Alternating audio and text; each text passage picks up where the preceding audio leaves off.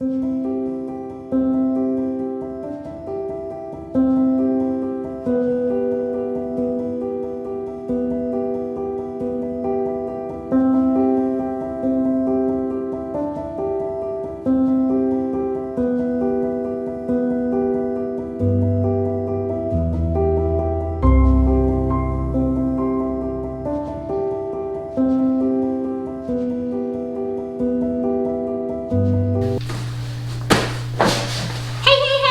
back to my channel.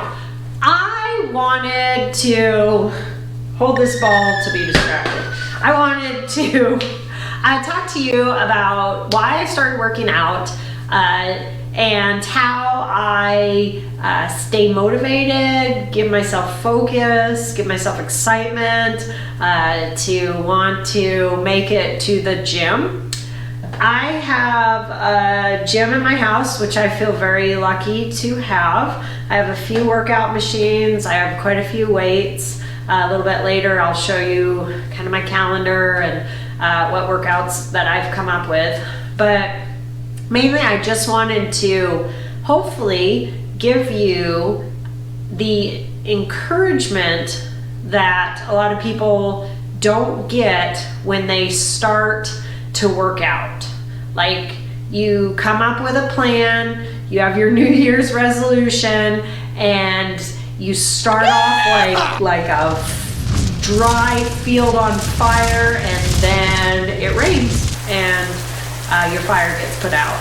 So what things have I used throughout the years to keep myself motivated, keep myself excited about working out, and how to kind of set some goals? These are just things that I kind of want to just tap into to give you that push that you might need in order to continue your health journey. I'll start with why I started working out. And if you've kept up with me, you know that I started this journey back in my early 20s, so over 20 years ago. I chose to change my life with changing my health habits. I suffer with a really bad lower back from years of not always being smart with how I lived my life and things that I did, and I have two older brothers that I, as a little girl, always wanted to keep up with. So whatever the brothers did, I did, and I'm paying for it.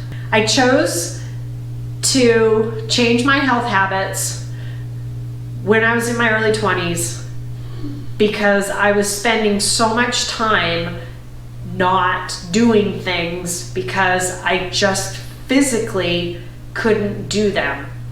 And whether or not it's a physical issue or it's a mental issue, I can't pinpoint it because it was so many years ago, but I can tell you that when I made that choice to start working out, it changed my life.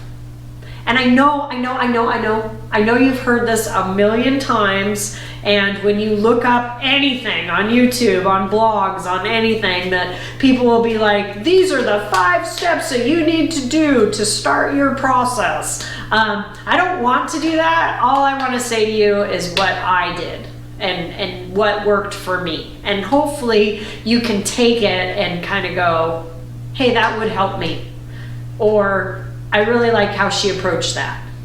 So from a physical standpoint, I started working out to get stronger, to have more energy, to feel better about myself. I was overweight, I had a bad back, I was eating horribly, so bad, and I knew that those were the 3 reasons why I was feeling so crappy. You can't take all 3 of those reasons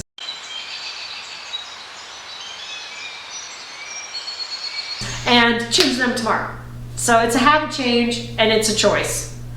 I found a diet that works for me. And there's a few books out there, and I think one is Eat Right for Your Type, which is Eat Right for Your Blood Type.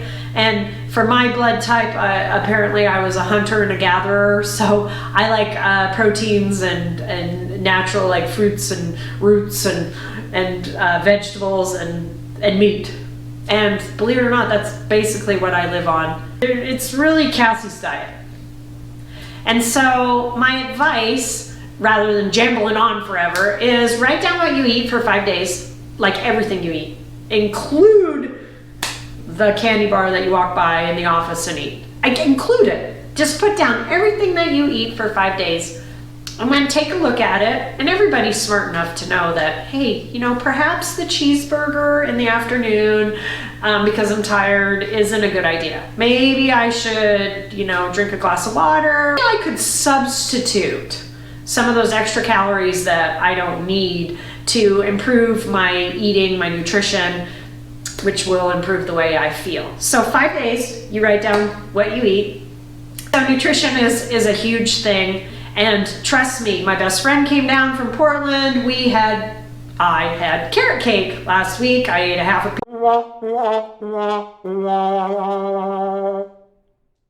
piece and then I ate the rest of it for breakfast. My friend made me pecan pie for my birthday. I had pecan pie, I kid you not, for breakfast, lunch, and dinner for 3 days in a row. I'm rather embarrassed to say that, but it's super important to take the time to come up with a diet that works for you. And it has taken me about 20 years to come up with a plan and a diet that works for Cassie. And so be willing to take the time and go through the process of what's going to work best for you.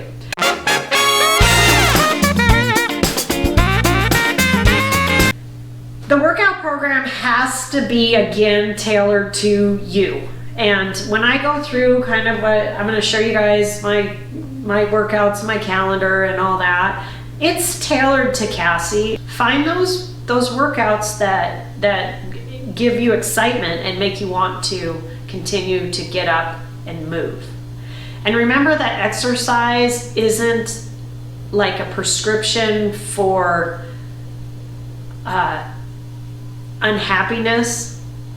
Exercise is a choice that you can make to improve your health. It's a choice you can make to improve your health. As you get healthier and your nutrition starts to really improve, you start to get lots more energy, you have set up these workouts with a trainer, with a group, on your own that you are excited about, and you start to notice changes. Like exercise isn't just about looking like a bodybuilder. Exercise is about giving yourself more strength in your body, which gives you more strength mentally. Now, remember I said when I was in my early 20s, I wasn't sure if it was mental weakness or physical weakness that kept me from wanting to get moving. My mental strength correlates directly with my physical strength. And that is super important to understand. And that will be one of your motivators, is the more physically fit you get, the more mentally fit you'll get. I promised you that I would tell you, I would show you kind of some of my workouts, and I would tell you how I keep myself motivated to want to continue to work out. Hopefully you understand that the reason I started working out is I was overweight, I had no energy, I had no core strength, so I was putting a lot of pressure on my back.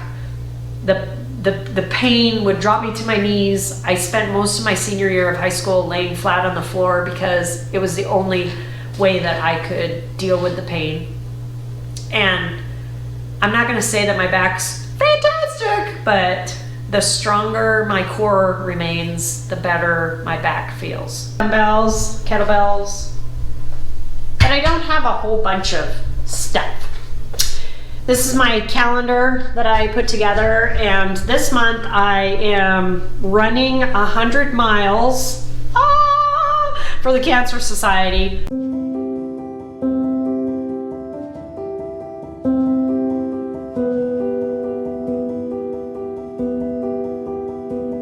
And then I wanted to show you how I set up my workouts.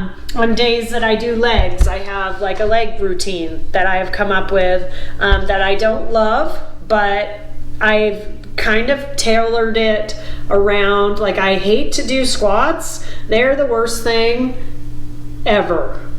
But I add an upward row with the kettlebell, so I have some weight in my hands, and then I row the kettlebell up, which makes me not focus so much on the squats. I do lunges with the kettlebell, swap between my legs, and then again, I don't like squats, but I don't mind doing jumping jacks, so I kind of modified my squats so that I kind of do a little bit of jumping jack with them. So you guys get the idea. I just kind of modify my workouts to what Cassie likes to do. And then I love arms. I probably do this one a lot. I forgot stretch day. I'm not good at stretching, but I have come up with some incredible stretches that I really like. I modified them to Cassie, and now I find myself, like, if I run 5.5 miles, I will just stretch, and I love it. I have a back workout, and then I have an interval day where maybe I don't have time to work out, say, on the treadmill, so I just have an interval day where I get myself moving. Continue to move, because that is the most important.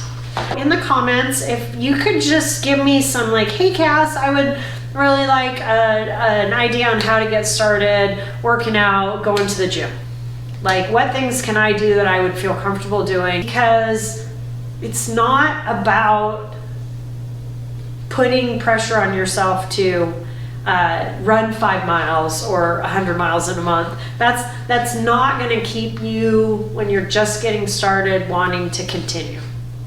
Because it is mind-blowing when you can physically be fit, mentally be fit. It will change your life. So that's it for now. Have a great day, great week. I'll see you next week. Thanks.